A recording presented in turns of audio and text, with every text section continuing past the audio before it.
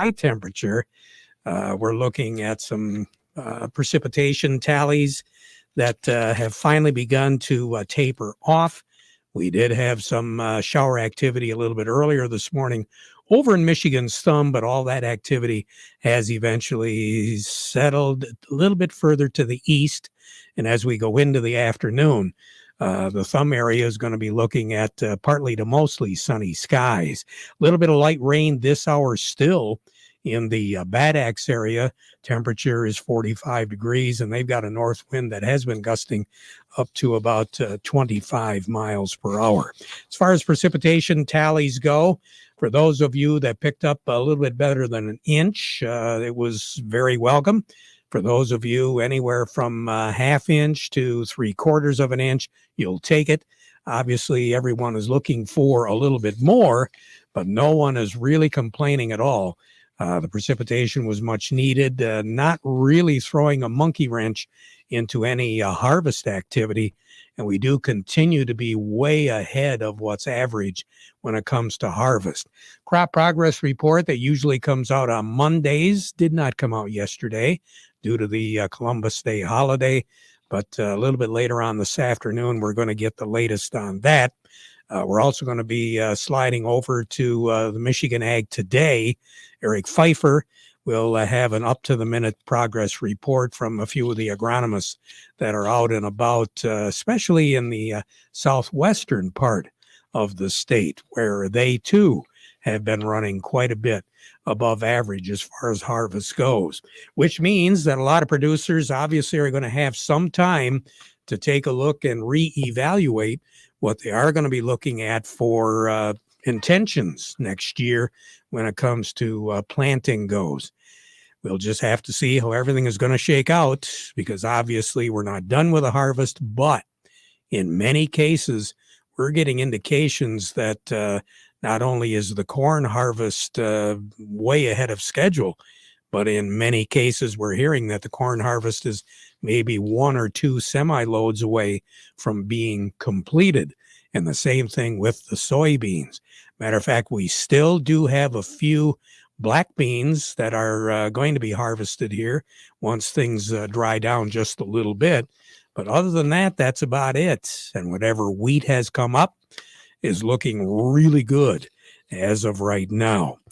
It does look like right now, other than the northeastern 25% of the continental United States, everything is dry and sunny all across the continental United States. So I think it's fairly safe to say that about 40 states right now are not looking at any inclement weather, and temperatures beginning to climb a little bit. Although overnight last night, we did see some low temperatures about 10 to 15 degrees below normal all the way down into northern Texas, and of course over to Colorado, and obviously the Dakotas, Minnesota, Wisconsin, here in Michigan. We were looking at temperatures running anywhere from 5 to 8 degrees below normal. Average high for this time of the year is 61. It looks like we're going to be looking at Thursday before we finally get up to that, what's normal for this time of the year.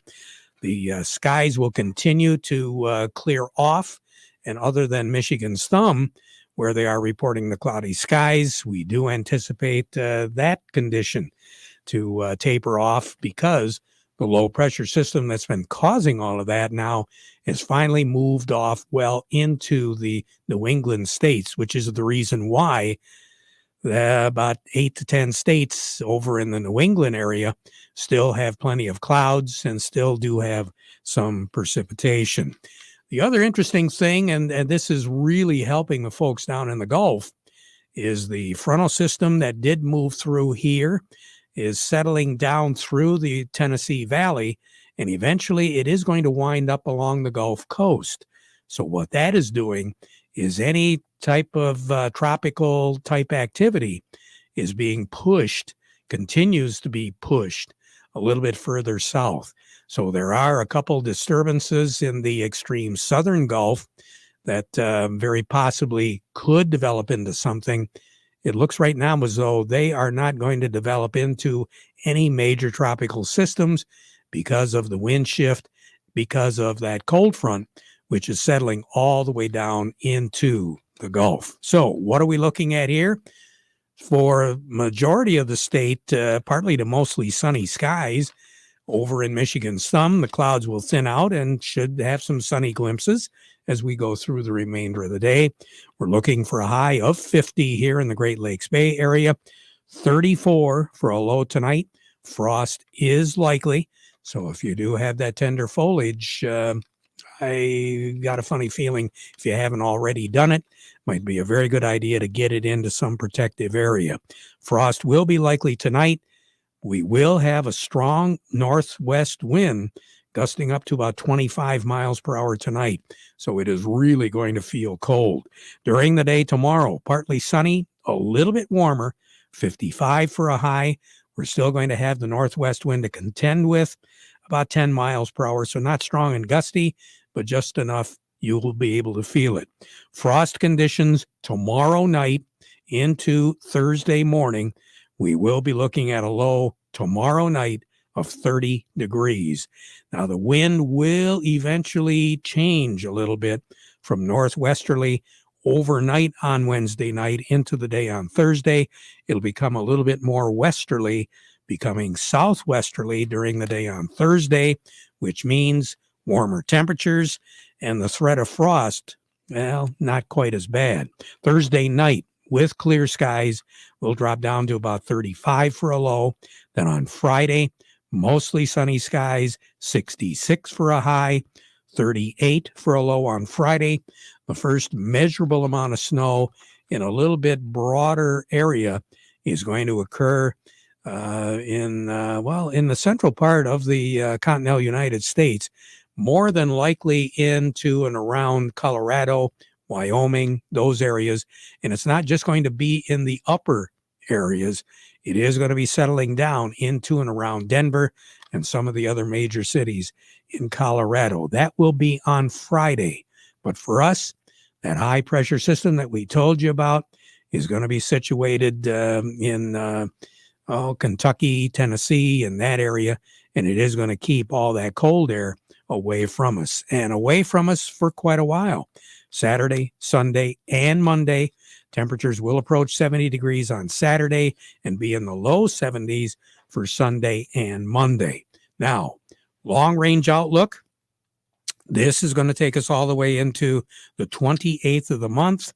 We're looking for much above normal temperatures starting right around the 20th and going through the 28th. Below average on the moisture for at least that work week next week, and then averaging out a little bit closer to normal as we move into the period of, let's say, the 23rd through the 28th. Record high in this state is 85. That was set back in 1947. The record low, 26, set in 1944. A year ago, 56 was our high, 40 was our low. We picked up 1/10 of an inch of rain on the 15th of October a year ago. A year ago, as of today, 1.83 inches of precipitation a year ago through the first 15 days of October. That compares right now to 0.71 out at the airport. But again, some of you did pick up more than an inch to an inch and a half. More on the weather as we go through the broadcast. Standing by, we'll be talking to Abby Twilliger at the Andersons and also Doug Klein from Oppenheimer. But before we get to them, we want to remind you the weather forecast brought to you by the folks at Nutrien Ag Solutions. Nutrien Ag Solutions has the local expertise to recommend the corn, soybean, and other seed products that are the best fit for your field. Plus, unparalleled agronomic support with products and services to unlock yield potential and improve crop performance from planting to harvest. Ask about our financing options to help you get more from every acre and lead the field. Visit your local Nutrien Ag Solutions branch or go to nutrienagsolutions.com. Say, do you want to unlock the secret to higher yields? If you're applying dry fertilizer, the key to better yield potential is Titan XC. Titan XC is a fertilizer biocatalyst that unlocks and releases the bound up nutrients in granular fertilizer, promoting better root uptake and plant growth. Drive performance this season and beyond. Release more nutrition. Expect better results with Titan XC. For more information, visit lpi.ag/unlock or contact your Nutrient Ag Solutions crop consultant today. Farm Service brought to you today by the folks at Legendary Tree Care. You know, if you've got some trimming that you need to be done here before you move into the winter months, tree removal, well, Legendary Tree Care, they can help because no job is too big or too small. They are fully licensed and insured, and they do specialize in those big projects. LegendaryTreeCare.com, that's how you can find them. Or you can also find them on Facebook. They're there when you need them. On the line with me right now, Abby Terwilliger over at the Andersons. Good morning, Abby. How are you? Oh, good morning, Terry. I'm doing a little better than what the markets look like they're doing, so that's a plus for myself. Well, I'm glad you feel better than that because that's one sorry state of affairs in Chicago. Yeah, not a good day right now. Currently, new crop corn's down 4, new crop beans down 8, new crops wheat's down 2. That one's came back a little ways. Really, I think the big thing is, well, two big things. Crude oil is below $70. That seems to be having a effect on the markets. I guess Israel has said they're willing to avoid attacking Iran's oil and nuclear facilities, so that's kind of taking some pressure off of the crude oil. But then also we're getting we aren't getting it, but South America, between Brazil and Argentina, they're getting the rains that they need to get their soybeans in. Mm. Along with, just the pressure of being in the middle of harvest. Yeah. What have you heard as far as the harvest goes? Well, first of all, let's start with these areas, in particular where you are located. What are you looking at right now? Right now, price-wise or harvest? Harvest. Okay. Right now, harvest, I would say we are 95% done with soybeans down here around the Hemlock area. Just a few guys that have to, finish up a couple things. Corn, I would say we're maybe 25% done, maybe 30. Yields have been pretty good for the most part, especially, on the good ground, it's good. A lot of deer damage. Guys are complaining about, their field will be going 180, 200 bushel per acre, and then they'll get to, the headland and it drops down to, 100, or soybeans even. I've heard as low as like 0 to 5, because the deer have just really, annihilated the field. So other than the deer issue, it seems to be everyone's pretty happy with yields, and as much as we would like a little bit of rain, it has been nice to not be playing in the mud. And again, quality doesn't seem to really be a problem. Nope. I mean, everything's dry. Prices are a little bit lower this year than last year. But on the bright side, since it's dry, you're also not paying that drying charge on top of it. Boy, I'm hearing that for everybody. Yep. If there is a diamond in the rough, that's got to be it this year. Yep. At least we're not getting crappy weather stacked with high prices. I'm sure they'd rather deal with high prices than crappy weather, but I guess we'll get what we get. I've been hearing some yields on corn that have been something just short of phenomenal. Oh, what about you? I've heard all the way from 140 all the way up to pushing 300. Yeah. And as far as tar spot, the tar spot really didn't seem to play into this year, did it? Nope. Haven't really heard a whole lot about it. Nothing that correlates with yields at all. If it did show up, it was kind of past the point where it really would make a difference in the yield. And it was very minimum at that. I do know quite a few producers, though, did spray for it. Yep. You don't spray and you get it. It's potential to really do some harm, and especially when the prices are down, you got to cover your butt where you can. Try to make the best, decisions. I guess so. Let's take a look at the board right now. What have you got, Abby? All right, on the board, new crop corn, 334, new crop soybeans, 913, Red wheat, if you got any, 488, and white wheat, 538. I tried to put it off as long as I could. Yeah, maybe next Tuesday will be my day. Hey, Maybe. there you go. There's always optimism there. You take care. Have a great Somewhere. day. Okay, Abby? All right. Yeah, you too. Thanks. All righty. Abby Twilliger over at the Andersons. Doug Klein from Oppenheimer joining us right now. Market report brought to you by the folks at Quality Roasting of Reese, offering competitive, consistent prices for your soybeans. Give them a call for a quote today. And by Steiner Tractor. New parts for old tractors. They make it easy at Steiner Tractor. 800. That's right. 800-234-3280. That's 800-234-3280. Or go to steinertractor.com. Remember, they do take their job personally at Steiner Tractor Parts. They understand how your life and job both stop if that tractor stops running. Over we go to Doug Klein. Doug, good morning. Good morning. What are we looking at now? Well, taking a little bit of a breather. Obviously, the oil thing down $3.64, 69.60. I hope I can hold out long enough for them to get the drift at the pump, if you know what I mean. So I got a quarter of a tank left. I think I'm probably okay for at least a day or two. So they can get right on that. Everything in oil service is getting buried. The banks Goldman Sachs had great earnings. Obviously, the stock market matters to them a tremendous amount. Volatility matters to them a tremendous amount. Hey, UBS put a 6,500 target on the S&P 500. So it's about 58, a little over 5,800 right now. So 700 points in the next year and 2 months, 14-month target. So we'll see how close they are, and they can adjust that, to save face if it's, not so good.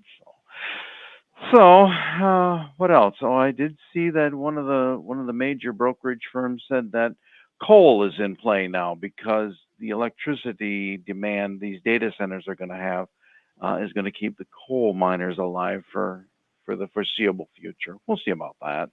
And then some of the chip companies had earnings, and of course they were expected to be Cloud 9, and they were maybe Cloud 7. So a lot of pain in the chip industry right now, 6, 7, 8%. One of them is down 15%, ASML.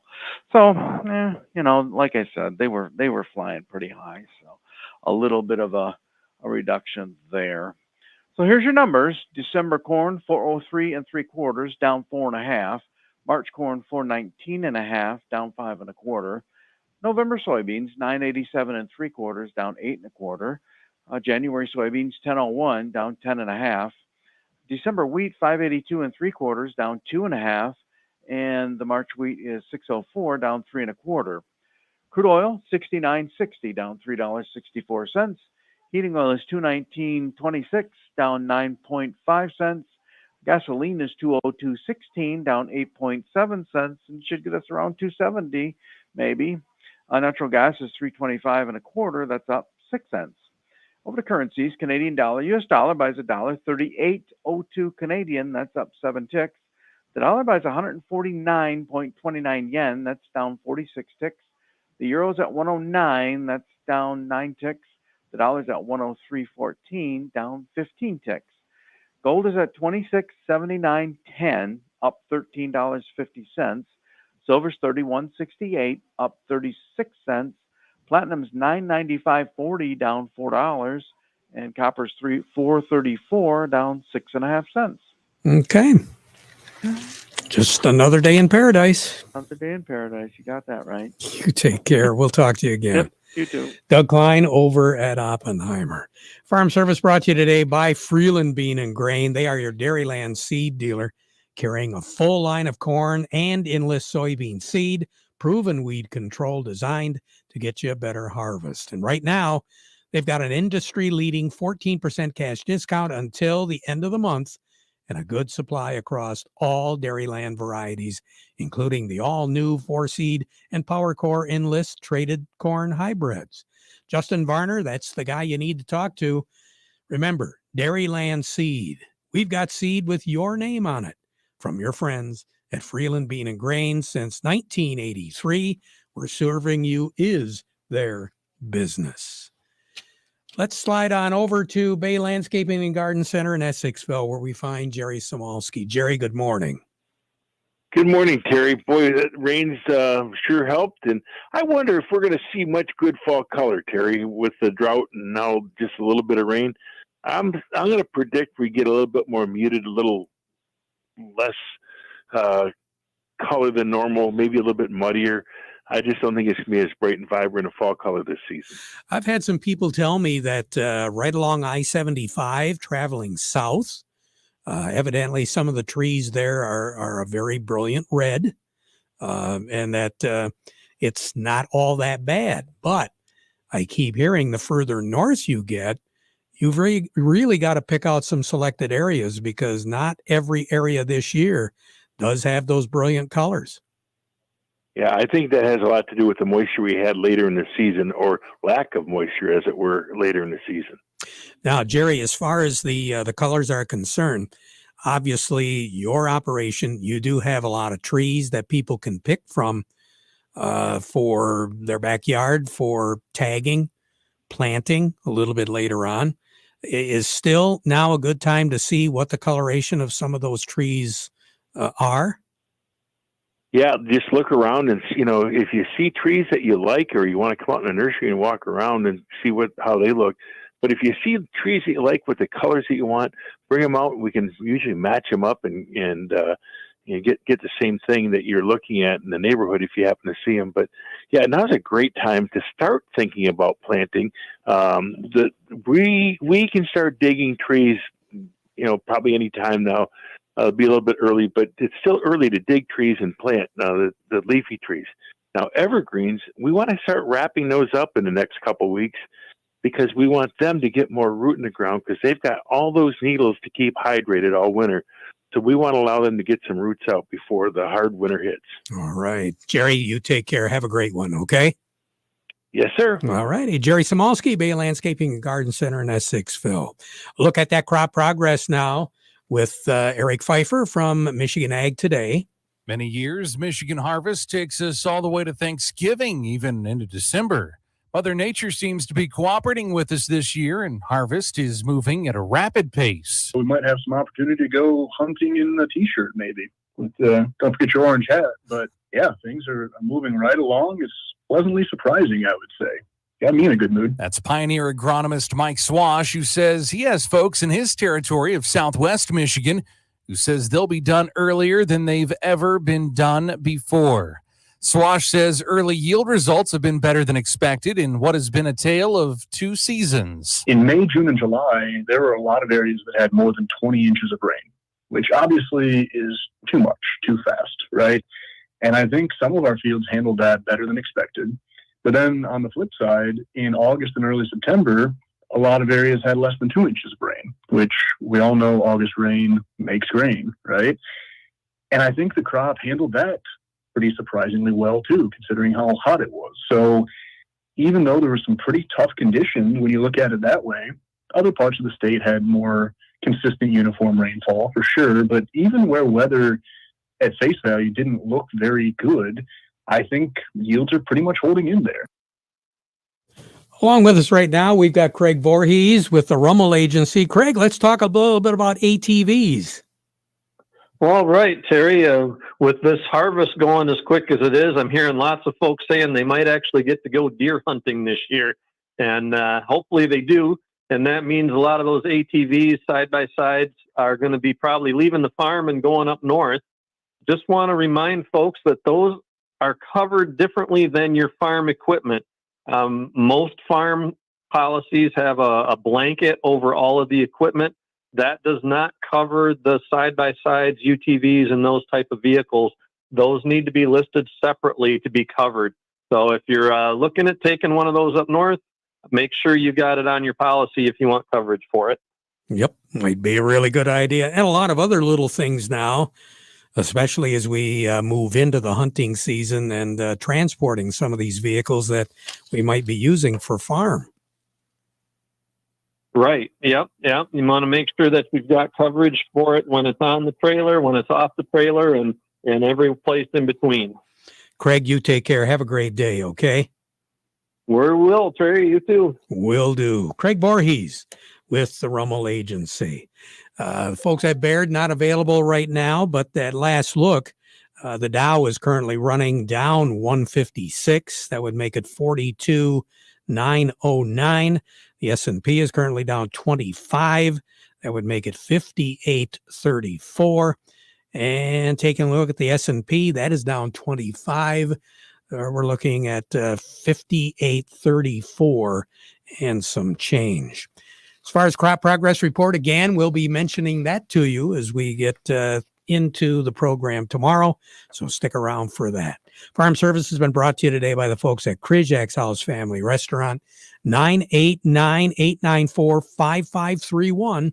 If you need the food at your operation, whether it's coming up this fourth quarter or into next year, contact them today. They're a great place to dine in as well. Back at 12:30 with an update. Now we conclude with the playing of our national anthem, brought to you by Euclid Avenue Coins in Bay City.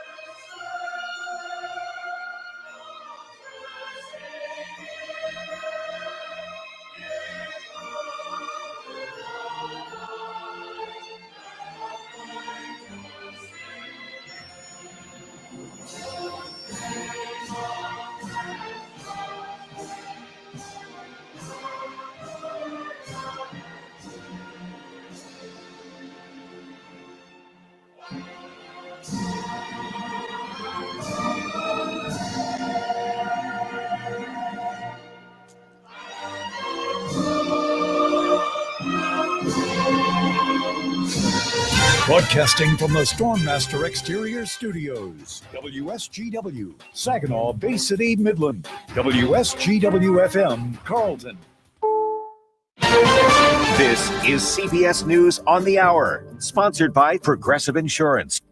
I'm Steve Kathan. Early voting is underway today in Georgia, struggling to bounce back there from Hurricane Helene. It's going to be free, it's going to be fair, and it's going to be fast. That's the vow of Secretary of State Brad Raffensperger. Georgia is a key swing state. Cobb County poll managers are now equipped with panic buttons. Elections Director Tate Fall says poll workers expressed concerns about their safety. We can't control the public. We can't control what their feelings are and if they're upset, but we can control what is inside the polling place and tools that are in place to help law enforcement respond quickly. The county has also put deputies at every early voting location, and they've hired a security guard for the elections office. The security upgrades have cost the county more than $141,000. Jonathan O'Brien for CBS News, Atlanta. And a Georgia judge has ruled election officials will have to certify results by the legal deadline, even if they suspect mistakes or fraud.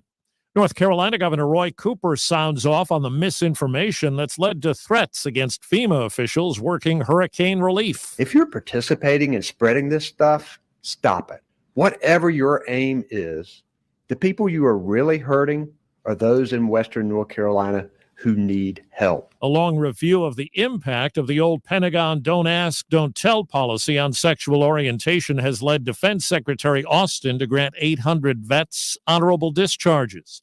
CBS's Jim Axelrod. Once these veterans have honorable discharges, they are now eligible for a slew of benefits that they had not been eligible for because of the state of their discharge. The Washington Post reports Israel's prime minister is signaling to U.S. officials his country will hit Iranian military targets, but not nuclear or energy facilities, as it weighs a response to Tehran's recent missile attack on Israel. CBS's Rami Inocencio in Tel Aviv. Israel is expected to retaliate soon against Iran for its attack on October 1st. Local media report that the Israeli government has agreed on what targets it'll strike in Iran and when it will strike. Two giant pandas from China arrived in the U.S. this morning. CBS's Nancy Cordes says their home will be the National Zoo. It's move-in day for Washington's two newest residents, and the neighbors can't wait to meet them. I've been crying the past 2 days, just tears of joy. We've been waiting for this